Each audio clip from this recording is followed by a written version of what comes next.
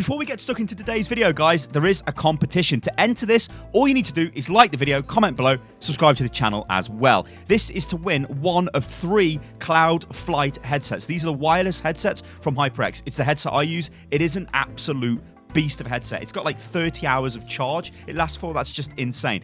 Now, before I get into the video, when you win this competition, I will draw the winners on Sunday. Please check your inbox on YouTube on Sunday, because if you don't, then you will miss out. Like the other competitions I've ran doing this, I've had to multiply pick different winners because people are not responding to the messages and it's driving me crazy. So please check your inbox on Sunday. If you comment on this video, subscribe to the channel and like it. Ladies and gentlemen, hello and welcome to Unit Lost. I am Stylosa and we've got loads of Overwatch news topics to cover in this video, so let's get stuck into it. The first thing we've got is the second stage for voting is now up for the Overwatch World Cup. Now, this is dead simple. All you do is go to the Overwatch World Cup website, you have to be logged into your account, and then what it will do is it will ask you one of 2 things. Now, if you are in the top 150 of your country, not in EU or not NA, well, I guess NA is NA, right? So, yeah, that would be top 150 in NA. Anyway, in your country, if you're in the top 150, you can vote for one of 3 coaches. Now, the reason it's done like this is because Blizzard are saying, look, the very best players should know who the best coaches are, so they can vote for that. And that's kind of okay, right? I'm all right with that, provided the actual best coaches do kind of get in. I almost feel like Blizzard should have probably just picked the coaches. I don't know. Anyway, moving on from that, we've also got the community lead vote. Now, everybody in whatever country you're in gets the chance to vote for this. So if you're in the UK and you go to the, you're not a top 150 player. I mean, I'm not a top 150 player in the UK, but if you're not, you can still vote for your community lead. There's a big list of people you can select from. Now, I'm not on this list because this year I'm not going to go for community lead. But what I would say is if you guys are in the UK, then let's support Josh Ohm, one amongst many. So give him your votes if you want, ladies and gentlemen. I think he'd probably be the best one for it. Last year, he did a ton of work with the UK team. He was like our analyst. He would record VODs. He would give feedback. He was absolutely crucial. So this year, if he can do the community lead role, that would be absolutely awesome. So he gets my backing, guys. Go and vote for Josh. Now, there was apparently some issues with the voting for the World Cup. Most notably, Kareev, who is a Korean player, he's in the community lead for USA voting on his alt account. Apparently, there might possibly be a French person as well who's on the UK one, so it doesn't seem like it's exactly very accurate. But I guess you guys will probably know who the community representatives are in your country. You've probably heard of them, so you'll probably be able to vote, or at least Google who they are.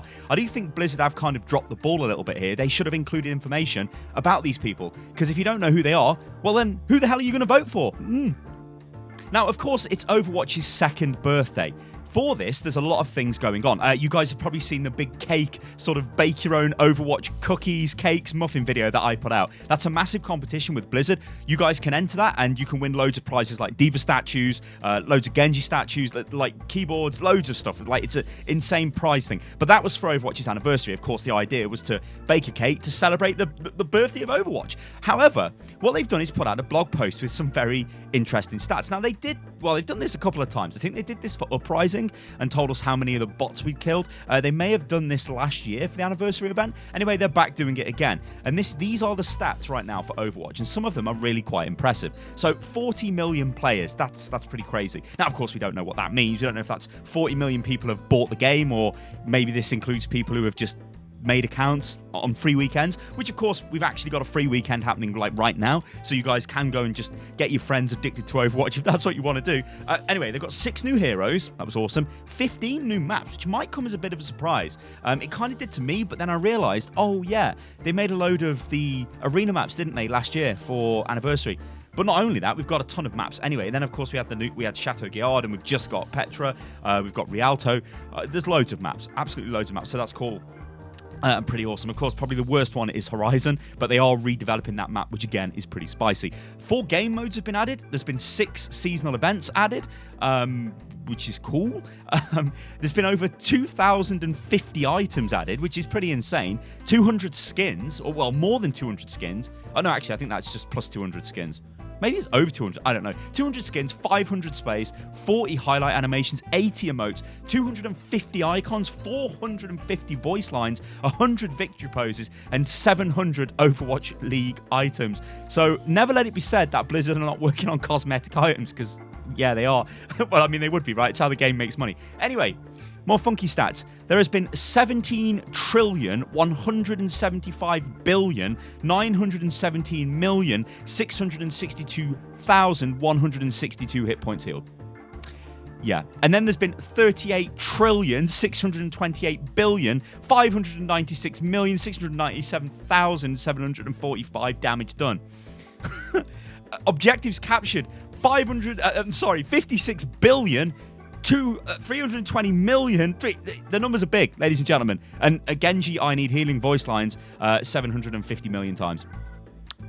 Indeed. Now, next up, I actually want to highlight a video from the community. This is from Hame's channel. This is an interaction video from all of the new voice lines and interactions that have been added to the game with the Overwatch Anniversary patch. There's actually quite a lot of lore information in this, so go and check the video out. There's interesting stuff between Lucio and Symmetra, especially referencing Lucio's father. It looks like Lucio's father created the sonic technology, which Lucio's using in his weaponry. So that's an interesting potential storyline. Again, with Overwatch lore and all of this kind of stuff, it is very strange how it's delivered. Delivering it inside the game at random points is fine, but we still need some sort of main direction for the game. Like, I honestly feel as an Overwatch player that the lore is just all over the place. I don't know what is going on right now in Overwatch's world. I don't like all of the events, all of the cinematics, anything which has been sort of major lore has all been from the past. We need something from the future. I think I wouldn't be too fussed if they just literally came out and said, look, we're just not going to focus on the past of Overwatch anymore. That's said and done. This is the future. This is what's happening. And then we go forward.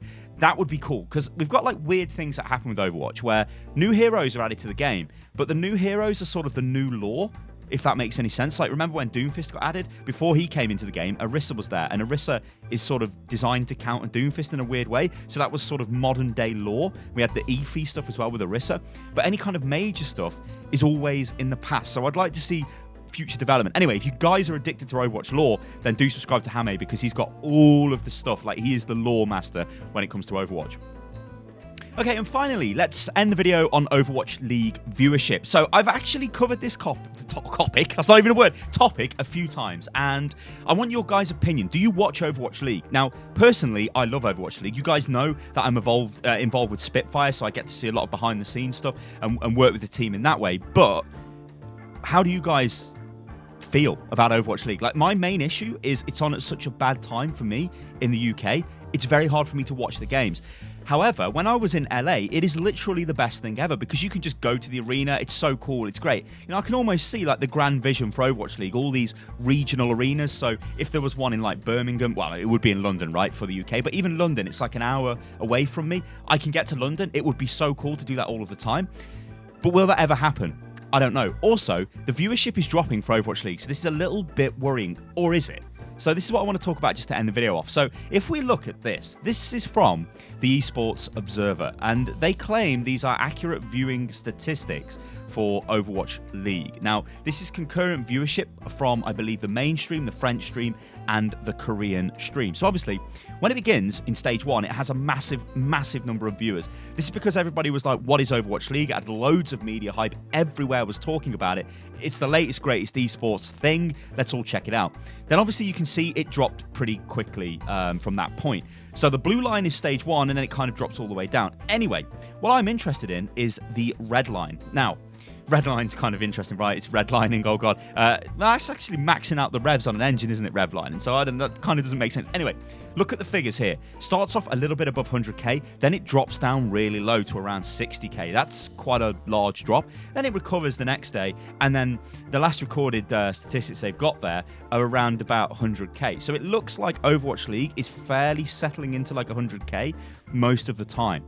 The thing is, with Stage 4, there isn't really that much to play for. There actually is. I mean, there's like playoff positions. There's quite, some interesting storylines. But there's been a lot of Overwatch League, so I often feel like the average viewer, like maybe you guys could back me up in this, there's just too much to watch, and it's like, what's going on? And of course, if you're based in Europe or not in North America, then it is difficult to watch Overwatch League. Apparently, this will be resolved in Season 2, and it will be easier to watch it. So I want to know is, do you guys watch Overwatch League? Are you surprised that the viewership is around about what it is? Obviously, it was natural it would decline. I don't think it's declined that much. It's not declined to the point of like, oh no, Overwatch League is dead. If it was getting like 10k viewers, then you'd be really worried. You'd be like, well, actually, nobody's watching this. So what they are doing is something which is interesting to watch.